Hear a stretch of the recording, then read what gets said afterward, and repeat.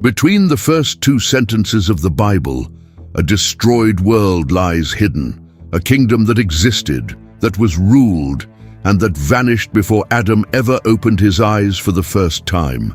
Most people read, "In the beginning God created the heavens and the earth." Jump straight to the next verse and notice absolutely nothing. But right there, in that leap of a single line, there's a silence wide enough to hold an entire creation, millions of years and a catastrophe. And the most unsettling part is that science believes it has found that catastrophe too. 66 million years ago, something wiped out almost 3/4 of all life on the planet. It left a mark so clear that you can see it today with your own eyes, a thin, dark line trapped in the rock. Below that line, a planet full of colossal creatures, oceans teeming over, life everywhere. Above it, silence. An entire age, erased the way you erase a page. Imagine for a moment that you could stand on that primitive Earth just before the dark line. Ferns the size of trees, immense creatures moving through the mist, a living, pulsing planet. And then, in an instant, a light in the sky, an impossible heat, and after that the cold, the ash, the night that never ends. Could that be the ruin the Bible hides between its first two sentences? And now comes the truly disturbing part, the part that's going to keep you glued to the screen until the end. This idea, the idea of a creation before Adam, is not a modern invention. It passed through the hands of the oldest rabbis and of a Scottish theologian, but it had a bright side and it had a dark side, because at a certain point in history, this very idea was used to justify the unjustifiable, to decide who counted as fully human and who did not. And almost no one knows that part. Today we're going to open that gap between two verses all the way to the bottom, layer by layer, hiding nothing. Before we go down to the first layer, I'm going to ask you a favor that truly keeps this channel alive. If the idea that an entire world could hide between two verses gripped you as much as it gripped me, leave me your like right here on trust, before I've even fully earned it. On this channel, the like is the one thing that makes these stories reach more people. And if by the end you feel it wasn't worth it, you take it back, and that's that. With that done, let's keep digging. The first layer is the strangest because it breaks something you probably believed was true, that this idea is new. It isn't. Long before there was a single geologist, long before anyone had seen a dinosaur fossil, there were already thinkers who suspected something strange in those first lines. One of them was a 3rd century Christian theologian named Origen. Origen noticed something most people miss. That Genesis seems to tell the creation twice, once in the first chapter and again in the second, and that the verbs it uses in each account are not the same. From that, he dared to propose that the text spoke of two creations, a first one of a spiritual order and another that was material. It was an allegorical and bold reading, one the church would later reject. And here it's worth being honest with you, because this channel won't sell you a false story, no matter how beautiful it sounds. Origen did not teach a physical earth destroyed between two verses. That would come many centuries later. But his intuition left a question burning that never went out again. What if the beginning wasn't as simple as you were told? Even so, something has to be said plainly, because it's the truth, and this channel won't lie to you. Christian commentators before the 18th century did not teach a physical world destroyed and rebuilt to explain the fossils. That specific version is modern, and it has an author with a first and last name, whom we'll reach soon. What is ancient is the suspicion that something is missing between those first two sentences, and no one sensed it more strongly than the rabbis. In one of the oldest commentaries on the Torah, the Genesis Rabbah, compiled around the 5th century, there's a sage named Rabbi Abahu who taught something that sounds like science fiction straight out of a temple. He said that the Holy One, blessed be He, kept creating worlds and destroying them, creating worlds and destroying them, until He created this one and declared, "This one pleases me, those did not please me." Stop for a second on what you just heard.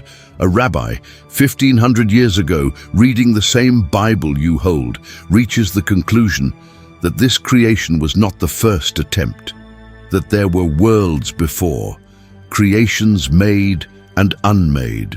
And he didn't get it from a telescope or from a dig. He got it from the words of the text itself. How did he deduce it? His study partners noticed an almost invisible detail.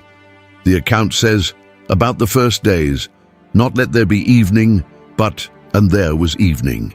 For those readers, that small form of the verb hinted that an order of time already existed before what the text describes, that something was already running when the account begins. From a single letter, they drew an entire age. Another of those sages, in the same tradition, went even further. He taught that that first earth, the one left formless and empty, was not a simple neutral void.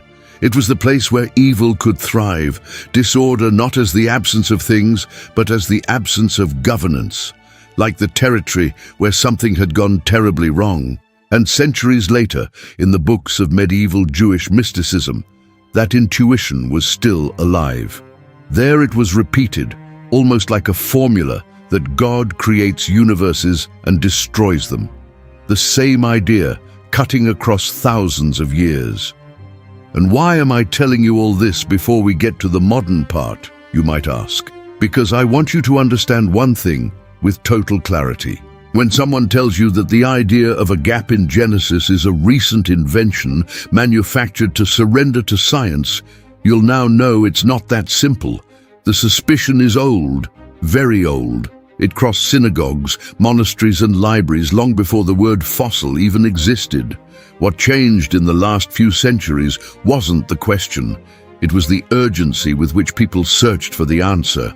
And keep that close, because when we reach the dark side of this story, you'll see that the same ancient question, in the wrong century and in the wrong mouth, stopped being theology and became something else. So, the suspicion that something is missing between those two sentences wasn't born in Darwin's century. It's much, much older. But everyone, rabbis and Christian thinkers alike, kept pointing to the same spot in the text, the first word. Because it turns out the first word of the Bible doesn't mean exactly what you were taught. And here begins the second layer, where a single Hebrew word changes everything. Open any Bible and read the opening. In the beginning, God created the heavens and the earth. It sounds closed, complete, final, but in Hebrew, that sentence holds an ambiguity that has divided scholars for 1,000 years. The first word is Bereshit. We translate it as in the beginning, yet there's a grammatical problem any Hebrew student knows. If the word meant, beyond any doubt, in the beginning, as an absolute starting point, it would be written another way. As it's actually written, Bereshit means more like in the beginning of something. It's a word that normally needs to lean on what comes after it, the way we say at the start of the story, and not simply at the start. The one who saw this most clearly was the most influential Jewish commentator of all time, an 11th century rabbi known as Rashi. Rashi noticed that the usual word for in the beginning would be another one, and that Bereshit almost never appears alone. And he concluded something that still appears today in many Jewish Bibles and in several modern translations. That the verse doesn't say so much in the beginning God created, but rather when God began to create the heavens and the earth was already formless and empty. Do you realize what that implies? If Rashi is right, then the first verse is not a declaration of creation from scratch. It's the description of a starting point in which disorder was already present. The earth was already in that state when God begins to speak. And suddenly, the two words that describe that state become the center of everything. In Hebrew, they are tohu wabohu. They mean, more or less, formless and empty. confusion and desolation, a ruined place. And here's a fact few people know, one that fuels the argument even more. The traditional reading, the one that says in the beginning as an absolute starting point, goes back above all to the time when the Hebrew Bible was translated into Greek, several centuries before Christ. And on that Greek reading depends, in large part, the idea of creation out of absolute nothing. Some scholars hold that, in the most original Hebrew grammar, the start of Genesis describes more of a process, God ordering, separating, giving shape to matter that was already there in full disorder. It's not a comfortable conclusion for anyone, and precisely for that reason it deserves to be heard honestly. This is where the story splits into two paths, and both are still alive today, defended by brilliant people on both sides. I'm going to give you both, because if I only show you one, I'm not being honest with you. The first path says this: the Hebrew verb we use for was, in the phrase "the earth was formless and empty," is the verb haya. And haya doesn't always simply mean was. In many places in the Bible it means came to be, became. When Lot's wife looks back, the text says she became a pillar of salt, and it uses a form of that same verb. So say those who defend this reading, maybe the verse doesn't say the earth was formless, but the earth came to be formless. Something happened to it. It wasn't born that way, it broke. And they add another clue. That same pair of words, tohu wabohu, shows up again later in the Bible. In the vision of a prophet who looks at the earth and sees it formless and empty, the heavens without light, the cities laid waste, as the direct consequence of a judgment. If it describes a ruin there, they say, why not here? And the second path answers, with the same seriousness. The verb haya, in its simplest form, normally means was and nothing more. It's the natural way to say that something was in a certain state. Forcing it to mean came to be almost always requires a small extra word that isn't here. So, according to this side, verse 2 simply describes how the newly created earth stood, raw matter, still without form, like a block of marble before the sculptor touches it, not a ruin, a beginning. And as for the prophet's vision, they answer that it's a poetic image borrowed from the beginning to portray a punishment, and not proof that there was destruction at the start. Hold on to this tension, because it isn't settled with a shout or a fist on the table. It's settled, or rather it isn't settled, in the finest details of a language 3,000 years old. But there's one thing both sides agree on, and it's the thing almost no one notices. Both accept that the text describes something before the first complete day. Both read a prior state. The fight isn't whether there was a before. The fight is what was in that before and how long it lasted. And notice something almost no one catches in the middle of this argument.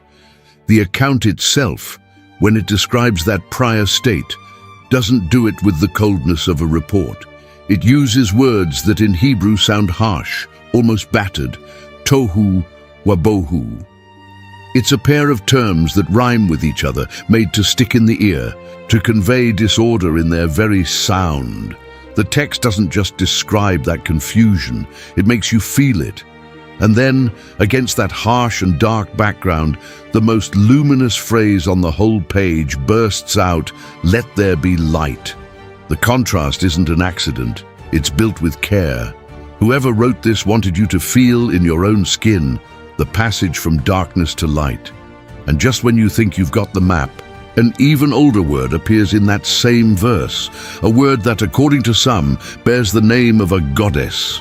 We go down to the third layer, and here the water has memory. Go back to verse 2. Darkness was over the face of the deep. That word, deep, in Hebrew, is tehom. And tehom hid, for more than a century, one of the fiercest debates in biblical studies. Because tehom sounds dangerously similar to another name from antiquity, the name of Tiamat. Let me take you for a moment to Babylon. Picture the clay tablets of a poem called Enuma Elish, carved long before many texts of the Old Testament. In that poem, the beginning of everything is not a serene God who speaks. It's a sea. At the start, there exist only two primordial oceans mingling their waters, one of fresh water and a monstrous goddess named Tiamat. The salt ocean turned into a dragon, the very embodiment of primordial disorder. From that pair, the first gods are born, and among them rises a young god, Marduk, who ascends to supreme power. Creation in that story is not an act of peace, it's a war. Marduk faces Tiamat, defeats her, splits her body in two like someone opening a fish to dry it, and with one half he makes the sky and with the other he makes the earth. The cosmos, for Babylon, is born from a corpse. It's born from violence between gods. When 19th century scholars noticed that the deep of Genesis, Tehom, sounded like Tiamat, some leaped to an enormous conclusion. They said the biblical account was just a domesticated echo of that Babylonian myth, that behind the darkness over the deep hid the memory of a defeated goddess. But here comes the correction you need to hear, because it's exactly where honesty matters. More recent scholarship went carefully and discovered that Tehom does not come directly from Tiamat. The two words descend, rather, from an ancient and common Semitic root, the same one that gives rise to similar words in other languages of the region. It's not that Genesis copies Babylon, it's that both drink from the same linguistic river, far older than the two of them. That distinction matters, and that's why I'm giving it to you. The idea that one simply copied the other is precisely the one that serious studies corrected, and then something truly astonishing happens. The thing almost no one tells you. Genesis takes that word loaded with mythology and empties it of gods. In Babylon, the deep was a goddess you had to kill. In Genesis, the deep is just water, dark, inert water, with no will, with no divine name. There's no battle, there's no rival, there's no other god. There's a single creator who doesn't need to fight anything because nothing opposes him. Where antiquity saw a dragon to defeat, Genesis sees matter to order. And notice how far that silent revolution goes. When, later on, the account mentions the great creatures of the seas, it uses a Hebrew word, tananim, that in other cultures name the divine sea monsters, the dragons of disorder. But Genesis presents them as simple animals, creatures God made, not rivals, not gods. Beasts in an aquarium that belongs to him. That, and nothing else, is the revolution of the first lines of the Bible. And here, many make a fascinating mistake, because in that same scene, a creature appears that people confuse with a dinosaur. In the book of Job, God describes a monster called Leviathan, a beast of the water from whose mouth come torches of fire and from whose nostrils pours smoke like a boiling pot. Many people read that and say, there it is. The Bible describes a colossal reptile from that lost age. But the more careful reading points to something different and deeper. In the cultures neighboring Israel, there existed a dragon of chaos that lived in the waters. In the texts of the ancient city of Ugarit, it was called Lotan, a serpent of many heads. It's almost the same name, the same figure, and in other passages of the Bible itself, in some Psalms, God appears crushing the heads of that monster of the sea. In those neighboring cultures, the storm god had to fight against the sea and against the primordial serpent to impose order, in a battle that repeated itself over and over in the myths of the whole Near East. The Bible knows that language. It uses it in its poetry, but it turns it completely on its head. When that figure appears in the Psalms, it's no longer a doubtful combat between evenly matched forces. It's God holding a creature he himself formed, like someone holding in the palm of his hand something that for others was a fearsome god. Chaos in the Bible is never a real rival. It's at most a beast with an owner. The Leviathan is not so much a museum animal as the face of confusion made into a creature. And what Job is learning, as he listens to God describe that beast with a kind of almost fatherly pride, is this: not even the most fearsome thing is outside the dominion of the Creator. The monster of the waters has an owner, and that owner is the same one who moves in verse 2 over the face of those dark waters. Because there's a final detail in that verse that changes the tone of everything. The Spirit of God was moving over the waters. The Hebrew word for spirit is ruach, which also means wind, breath. And the verb that describes that movement is the same one used for an eagle that hovers over its young, watchful, with wings spread, protecting them. It's not passivity, it's attention. It's a God who leans over a planet in darkness and prepares to do something. Hold on to that image of the eagle over the deep, because at the end of the journey, you're going to come back to it. And it's going to mean much more than it seems right now. So far, we've seen the rabbis, Rashi, Babylon, and the monster of the waters. And all of that was only the ancient ground. Because the idea of a world before Adam, as most people know it today, was born at a very specific moment in history, and it was born for a reason its own defenders ended up putting in writing. Fourth layer: the modern theory and the confession that comes with it. Take a leap with me to the year 1814. In Scotland, a brilliant and famous theologian named Thomas Chalmers gives a lecture. In those years, a new science, geology, was beginning to lay something uncomfortable on the table for many believers. The earth seemed to be immensely old, layer upon layer of rock, fossils buried at depths that spoke of a vast past. A celebrated French naturalist had already proposed that the earth had not suffered a single catastrophe, but many, a series of revolutions that wiped out life again and again. The ground was prepared, and Chalmers offered an elegant solution. What if all that deep time fit right there, in the silence between verse 1 and verse 2? Verse 1, God creates a world, a long interval, that order lives and dies across ages. Verse 2, that order now ruined, formless and empty, and from verse 3 on, God rebuilds in 6 days. This interpretation was called the gap theory, or the ruin and reconstruction theory, and throughout the 19th and 20th centuries it became enormously popular, especially thanks to a widely circulated study Bible, the Schofield Bible, whose notes carried it into millions of homes. For a great many 20th century Christians, this was simply the correct way to read Genesis. If you're discovering all of this for the first time, and you want more stories where the Bible and history cross in ways no one told you about, this is your place. Subscribe and stay with us. Because what's coming now is the part almost no channel dares to show. But first, listen to the confession, because it's important that you receive it with your own ears. Schofield himself, in the notes of his Bible, left the reason in writing. He said, in essence, that if you relegate the fossils to the primitive creation, then there's no longer any conflict between science and the Genesis account. Read it again in your head. The stated goal was to resolve a conflict with geology. The idea didn't arise from a cold study of the Hebrew. It arose from a need to make room for the deep time the scientists demanded. That doesn't make it false by itself, but it tells you something crucial about where it came from.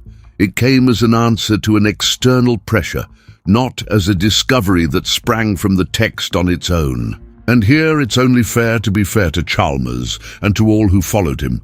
They weren't cheats, they were sincere believers, caught between two things they loved: the Bible and the truth about reality. They saw a conflict and looked for a bridge. Plenty of honest people have done exactly the same in many eras with many different questions. The problem wasn't looking for the bridge. The problem, as you're about to see in a moment, was that very close to that bridge there was another path, similar on the outside, almost identical at first glance, that led straight to a cliff. And that's why it's fair to say the following with full clarity. The gap theory is one among several ways Christians have tried to harmonize the Bible with the age of the earth. There are those who read the days of creation as long ages, not as 24-hour days. There are those who read them as a literary framework, a poetic structure and not a calendar.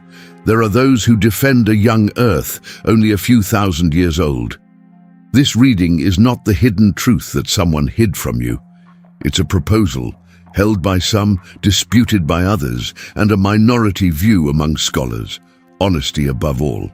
Now then, I told you at the start that this story, halfway through, would stop looking like a conversation about fossils and turn into something more disturbing. We've reached that point, because the idea of a creation before Adam has a sister, an older sister, more radical, and with a past so dark that it changed the lives of millions of people, and almost no one tells them apart. Get ready, because this fifth layer is the one that completely changes the tone of the whole story. Go back to the year 1655, a century and a half before Chalmers. Picture a Europe where publishing the wrong idea could cost you prison or worse. A French lawyer and theologian named Isaac de la Pereire publishes two works with a title that was a scandal in itself, Men Before Adam. They were so dangerous that they were printed in secret, and it said that the money to publish them quietly came from a queen who had abdicated her throne. That's how delicate it was to touch this subject. His argument started from a verse by the Apostle Paul. La Pereire reasoned like this. Paul says that through one man, Adam, sin entered the world. But he said, for Adam to sin in a moral sense, there had to be a law. And if the law began with Adam, then before Adam, there had to be a lawless earth. A place, he said, with people in it. And he added another question, one of those many readers of Genesis have asked under their breath. When Cain kills his brother and is cast out, the text says Cain was afraid others would kill him, and that he took a wife, and that he built a city. But if only his parents existed, La Pereire asked, whom did Cain fear? Where did his wife come from? For whom did he build a city? From there he concluded something enormous, that there had to have been two creations. First, the forming of other peoples, then the creation of Adam, whom he considered the father of only one lineage. And here you have to listen to me very, very carefully, because this is the most important distinction in the whole video, and it's exactly the one that's almost never made. Stop with me. Breathe. Chalmers's gap theory speaks of a world destroyed before Adam, a planet of creatures, of geology, of ages. It does not claim that earlier human races existed living alongside ours. La Pereire's idea is something else and far more dangerous.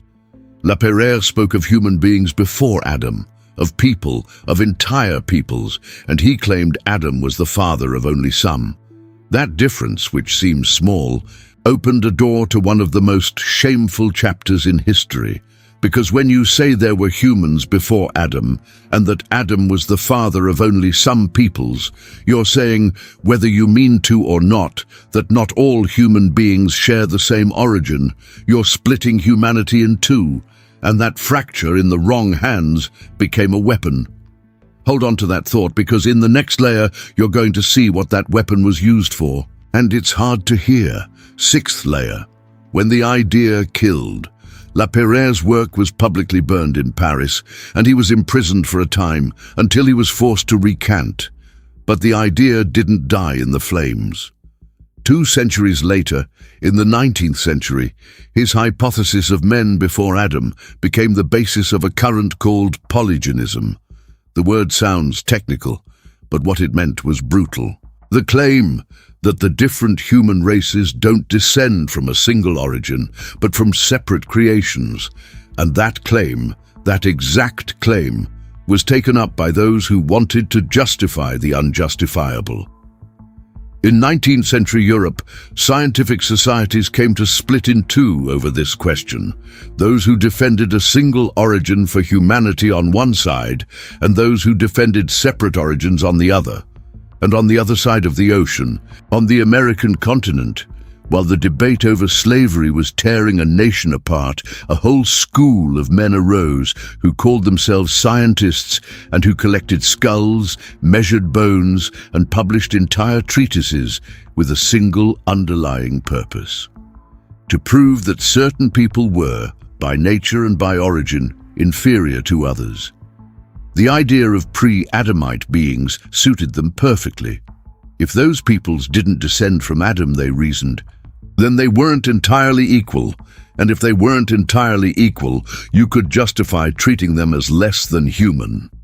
I'm going to give you a single example, and I want you to hear it in full because it sums up the whole horror. In the year 1867, an author published a pamphlet in which he argued, in plain words, that black people were a kind of pre-Adamite beast, a creature prior to Adam, without a soul like ours, preserved in Noah's Ark the way you preserve an animal. That was the conclusion reached by an idea that began as a theological curiosity about the start of Genesis. And it wasn't an isolated case, lost in a forgotten pamphlet. Ideas like that circulated in newspapers, in speeches, in books that sold as respectable science. They cited one another. They gave each other authority. What had begun as speculation about a verse hardened, layer upon layer, until it became an argument laid on the table to defend chains, whippings, and auctions of human beings. The distance between a footnote and a shackle may seem enormous. This story proves that sometimes it's much shorter than we'd like to believe. Here I need you to quiet the noise and stay with just this. There was a moment in history when the question of what existed before Adam stopped being a discussion about fossils and rocks and became an instrument for deciding who counted as fully human and who did not. The same curiosity that in the mouth of a 3rd century rabbi was poetry about lost ages, in the mouth of a 19th century slaveholder became a sentence. An idea is never just an idea. Sooner or later, someone uses it. If this hit you as hard as it hit me when I found it, go down to the comments and write me a single word: read. I want to know how many of you made it to this point in the story, to this uncomfortable truth that almost no one dares to tell in full. Your comment right now tells a lot of people that this is worth watching to the end. And let me be absolutely clear, because justice matters as much as truth. The sincere Christian who today believes in Chalmers's gap theory is not a racist. He has nothing to do with this. The vast majority of those who read a world destroyed before Adam never imagined where the other version led, the one about pre-Adamite humans.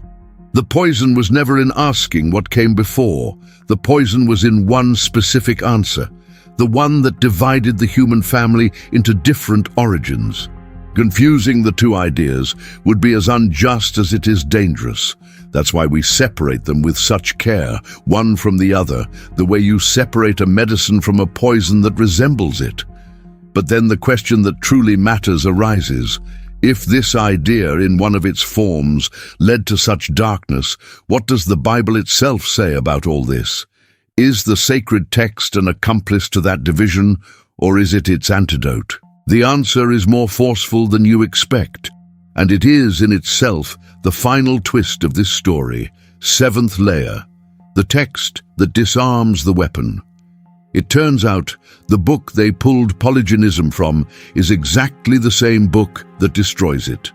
Picture the scene. The Apostle Paul standing in the heart of the city of Athens on a hill surrounded by temples before the proudest philosophers of his time. Those Greeks believed, many of them, that their people had sprung from their own soil, distinct from and superior to the rest of mortals. Paul looks at their altars, even one dedicated to an unknown God, and then he speaks a sentence that, read today, is like a bomb aimed at centuries of future racism. He says that God from one alone made the whole human race to dwell over all the face of the earth, from one alone, from a single blood, all peoples, all nations. A single origin for every human being who has ever breathed. Do you understand the brutal irony? The same scripture, some twisted to split humanity, is the one that, read honestly, declares that no such division exists. That the beggar and the king, the European and the African, the nearest and the farthest, share the same dust and the same breath. The unity of the human race in a single origin is not a minor detail of Christianity. It's precisely the rock against which any attempt to rank people by their blood shatters. The weapon turns against the one who wielded it. Whoever wants to use the Bible to say that some are worth more than others will first have to tear out this page. And he can't. And there's something more, something deeper still, in that same scene in Athens. Paul doesn't speak to those Greeks out of contempt. He doesn't tell them their culture is worthless. He acknowledges their searching, their altar to the God they don't know, and he even quotes their own poets. He's telling them, deep down, that the very hunger for meaning they carry inside is the proof that they come from the same Father as all the other peoples of the earth. The unity of humanity in the Bible is not only a statement about biology, it's a statement about dignity. Every human face, without a single exception, bears the same invisible signature. And that signature has a name, hidden also in the creation account, which we're going to pick up right now as we close the circle. And since we're being honest all the way down, let's be honest about the gap theory itself too, because it has serious arguments against it that we can't hide, and that explain why most scholars, both those who defend a young earth and the more critical ones, don't accept it. The first argument is the one you already met through La Pereire, but in reverse. Paul teaches that death entered the world through the sin of Adam. If there was an entire age that lived and died before Adam, with ages of beasts dying and being buried by the millions, then death already existed long before the first human sin, and that clashes head-on with that teaching. The defenders of this reading answer that Paul is speaking of human death, not the death of animals, and that the fall of that earlier order was something else, in another sphere. It's an answer, and it has its logic, but it leaves a crack open that many can't quite close. The second argument is even more direct. In the book of Exodus, when God gives the commandments, he says that in 6 days he made the heavens, the earth, the sea, and everything in them. 6 days. Everything. With no mention of any interval, any earlier creation, any order lost in between. For many readers, that verse closes the door the theory tries to open. And there's a third argument, this one from the lips of Jesus himself. When they ask him about marriage, he goes back to the beginning and says that from the beginning of creation, God made them male and female. From the beginning. Not after a vast interval, not after the ruin of that earlier cosmos, but at the very beginning. For those who object to this reading, those words place Adam and Eve right at the start of the story, not at the end of a long-lost age. So look where we are. We have a fascinating idea with ancient roots that tries to fill a real silence in the text. We have arguments for and arguments against, both serious, held by honest people on both sides, and we have a warning written in blood about what happens when one of its versions is used to divide humanity. So then, are we left with nothing firm under our feet? No, because there's something the text is not ambiguous about at all. Something that survives every theory, whether you accept it or not, and it is, in truth, the real treasure hidden in these pages. Last layer, the pattern no one can erase. Set aside for a moment the question of how much time passed between verse 1 and verse 2. Leave Chalmers, Rashi, Babylon, La Pereire aside, and look at the full drawing of the first page of the Bible, because there's a shape, a pattern, that repeats there, with a coherence no coincidence explains. Look at what God does from verse 3 on. He doesn't improvise. He doesn't create at random out of a chaotic void. He takes a planet in darkness, covered in waters, without form, and begins to undo the confusion layer by layer with the precision of a surgeon. The verb Genesis uses for that creating is bara, an act that throughout the whole Bible belongs only to God, something no human being can do. And with that power, he separates the light from the darkness. He separates the waters from the waters. He makes dry land appear where there was only inert, dark ocean. He fills the sky with birds, the sea with creatures, the earth with life that breathes. It's the process exactly the reverse of destruction. Where there was disorder, now order. Where there was absolute darkness, now light. Where there was emptiness, now life overflowing everywhere.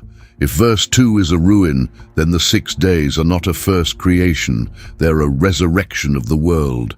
And that pattern doesn't appear just once. It appears again and again throughout all of Scripture. A kingdom falls into chaos. God doesn't abandon it. God leans over the ruins and rebuilds. Remember the eagle?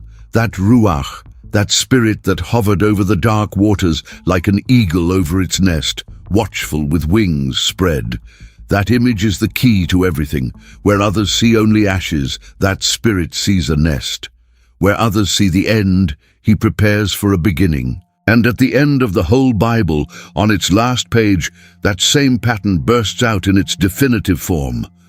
The one seated on the throne says 5 words that are the exact echo of the beginning. Behold, I make all things new. The same movement as always. The old and ruined gathered up, the chaotic ordered, the dead made new, from beginning to end, from the first page to the last. The God of the Bible is the God who rebuilds over what was lost. And this is where this story, which began with an asteroid and some fossils, turns back on you. Because that pattern isn't just ancient cosmology, it's the signature of how this God works. If it's true that he leaned over a planet in darkness, covered in ash and silence, and said, "Let there be light," then there's a question worth more than the whole debate about how many millions of years fit in that silence. If God rebuilt an entire world out of the ashes, what can he do with a single life? Think about it carefully. The first page of the Bible is not, deep down, a geology class or a debate about dates. It's a portrait of character. It's showing you, before anything else, who the God is that the rest of the book talks about. And the first thing it teaches you about him is this: that his specialty is taking the formless and giving it shape, taking the dark and filling it with light, taking the empty and filling it with life.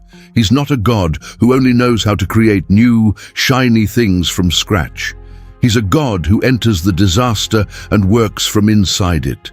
That's the news these ancient lines bring you, crossing thousands of years, all the way to the exact place where you're sitting right now. You didn't choose to be born into a world with cracks, with broken stories, with an inherited disorder you didn't cause. Adam didn't choose the wounded ground he received either, but he could choose how to manage the territory entrusted to him. And you can also choose, from here, what to do with what's in front of you. Because the same spirit that moved over the dark waters at the beginning of everything is the one who still moves, patient, like an eagle over the nest, above any life that seems formless and empty, waiting for the exact moment to say, once more, "Let there be light."